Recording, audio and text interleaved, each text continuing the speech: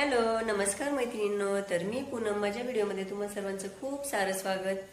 तर आजचा दिवस तुम्हा सर्वांना खूप छान आनंदाचा जावो ही स्वामींचरणी प्रार्थना.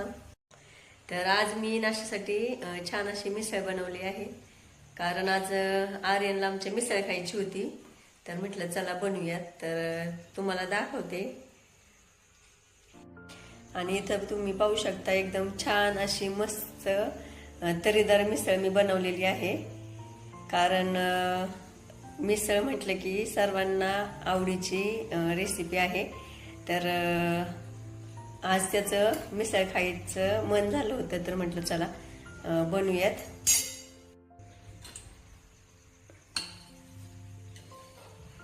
आणि एकदम मस्त अशी तरीदार मिसळ इथं झालेली आहे. तर आज नाश्त्याला मिसळच राहणार आहे. कारण कधीतरी अशी मिसळ खाल्ली ना एकदम छान वाटतं. आणि मिसळ तर तशी पण सर्वांची आवडतीच आहे. तर तसंही कुठं बाहेर गेलं ना तर आर्यनची आवडती डिश मिसळ पाव आहे. तर मग म्हटलं चला आज मस्त अशी घरीच मिसळ बनवूयात. तर तशी पण आमच्या हॉटेलमुळे आम्हाला मिसळ बनवावी लागायची, त्यामुळे मग थोडी मला सवय आहे. तर तीच रेसिपी मी आज बनवली आहे. तर एकदम मस्त अशी मिसळ झालेली आहे. तर चला आता मिसळ पावचा नाश्ता आता मी सर्वांना देते. तर मस्त अशी मिसळ तयार झालेली आहे, परंतु कोथिंबीर टाकायची राहिली, तर ती मी टाकून घेते. तर इथे मी छानपैकी कांदा चिरून ठेवला आहे, तसेच लिंबू सुद्धा चिरून घेतलेला आहे. आणि आता मस्त मिसळचं ताट बनवते. तर हे जिमला जातात, त्यामुळे ते काही जास्त पाव वगैरे खात नाही. तर आज मिसळ पाव बनवली होतीच, तर म्हटलं चला थोडंसं खा म्हणून मग मी त्यांना मस्त असं ताट बनवून दिलं. तर मस्त आता मिसळचं ताट केलंय आणि आम्ही मिसळ खायला बसलोय. तर मैत्रिणींनो या सगळ्यांनी मिसळ खायला.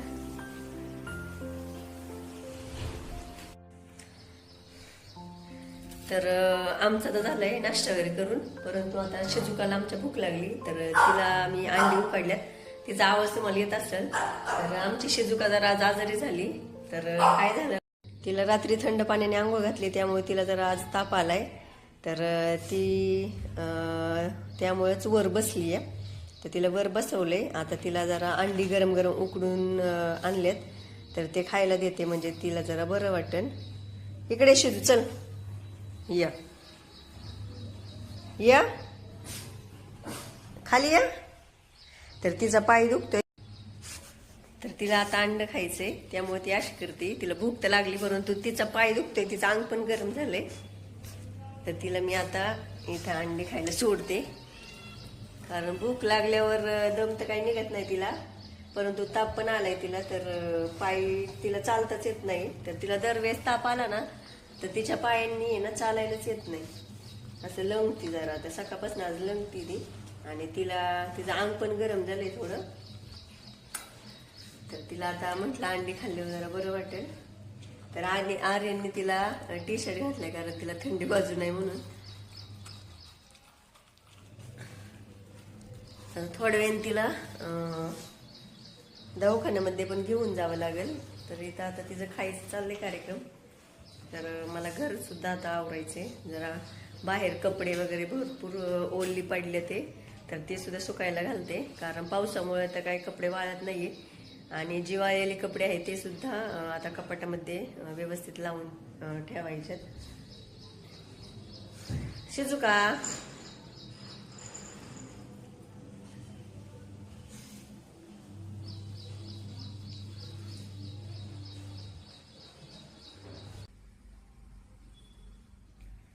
तर ओली कपडे बाहेर आहेत सुकायला टाकले. तर जे वाळलेले जे कपडे आहेत ते आता घड्या वगैरे घालून कपाटामध्ये ठेवून देते. तर इकडे तिकडे जाताना साड्या वगैरे घातल्या ना तर मग त्या नंतर व्यवस्थित कपाटामध्ये ठेवावं लागतात. तर म्हटलं आता टाइम आहे तर ती कपडे ठेवून द्यावी. तर आता मी कपड्यांच्या घड्या घातल्यात, तर म्हटलं कपाटामध्ये लावावी. तर या साड्या या कपाटामध्ये मी ठेवत असते, साड्या वगैरे. आणि इथे ड्रेस ठेवत असते जे नवीन आहेत ते. आणि रेग्युलर कपडे इथे ठेवत असते, कारण ती रोज घ्यावी लागतात. त्यामुळे ती तिथे ठेवते. तर ह्या साड्या काय मी रोज घालत नाही, तर त्या कधीतरी कुठे बाहेर किंवा कार्यक्रम वगैरे असेल तरच घालते ना, तर त्या आता मग मी या कपाटामध्ये ठेवून देते.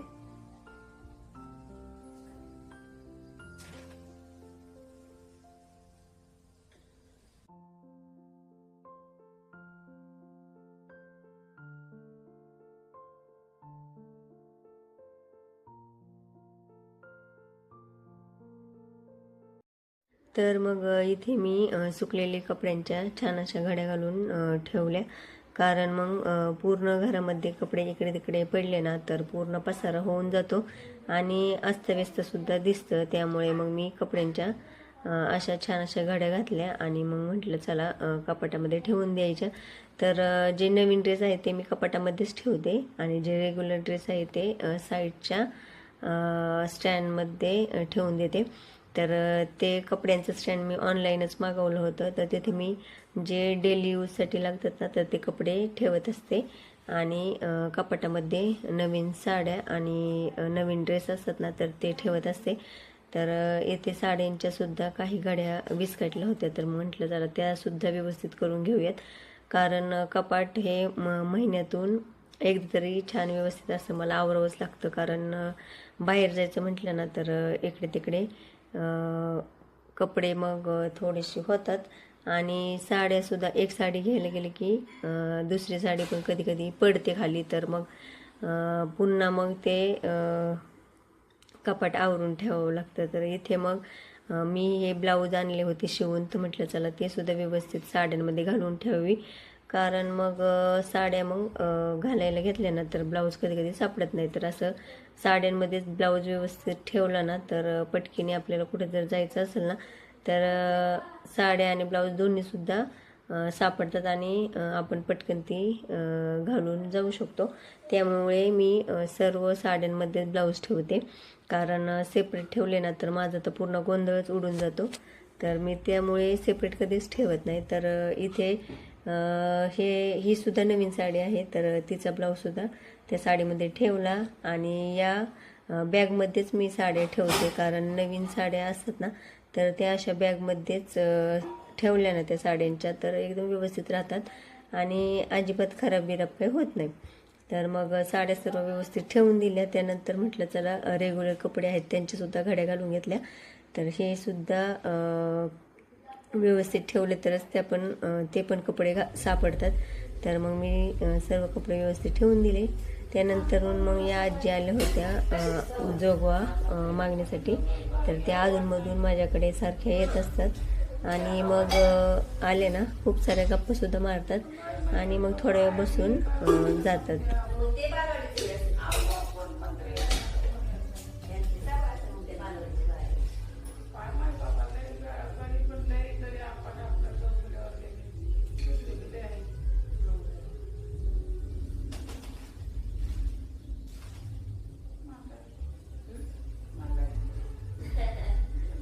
तर मग त्यांना मी जोगवा वाढला, तेल वगैरे वाढलं. त्यानंतर मग त्या बोलल्या की काहीतरी धान्य वाढ, म्हणून मग त्यांच्यासाठी मी तांदूळ वाढलं. तर दरवेळेस त्या दुसऱ्यासुद्धा आजी आहेत त्या पण नेहमी येत असतात, परंतु त्या 1 महिना झाला असेल माझ्याकडे काही आल्या नाहीत. तर कुठेतरी देवाला वगैरे गेले असतील असं मला वाटते. कारण त्या इथे असेल ना तर जोगवा मागण्यासाठी माझ्याकडे येत असतात आणि मग ते सुद्धा खूप साऱ्या गप्पा मारतात. तर अधूनमधून या सर्वजण आली ना तर बरं वाटतं मला सुद्धा.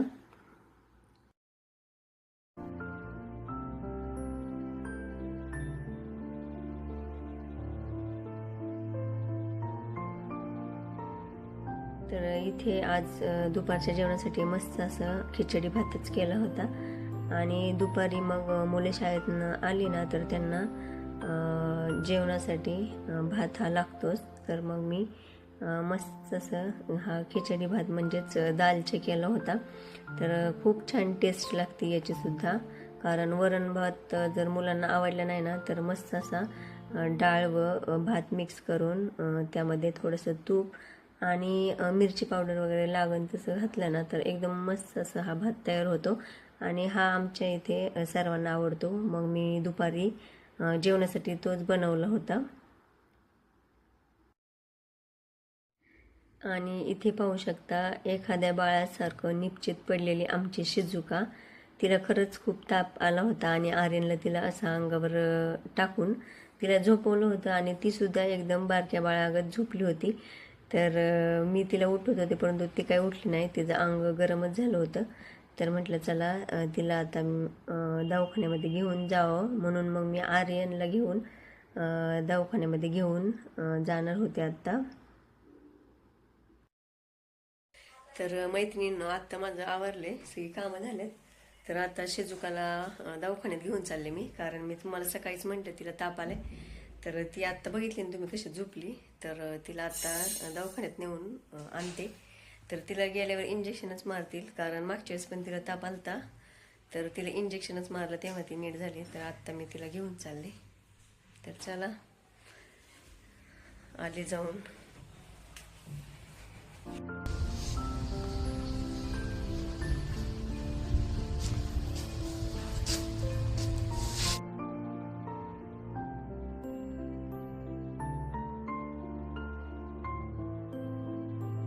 शिजुका बरं वाटते का? त्यानंतर मग तिला मी घरी घेऊन आले. तर घरी आल्यावर तिला बरं वाटलं, परंतु इंजेक्शन मारलेल्या ठिकाणी तिला थोडंसं दुखत असेल, त्यामुळे ती अशी करत होती. तर चला मैत्रिणींनो, मुख्य जीवांची काळजी तरी आपणच घेणार, कारण ते सुद्धा कोणाला सांगणार की त्यांचं दुखते म्हणून. तर अशा प्रकारे आम्ही आमच्या शिजुकाची खूप सारी काळजी घेतो. तर मैत्रिणींनो, कसा वाटला तुम्हाला आजचा माझा ब्लॉग नक्की कमेंट करून सांगा. तसेच भेटूया पुढच्या ब्लॉगमध्ये. तोपर्यंत बाय.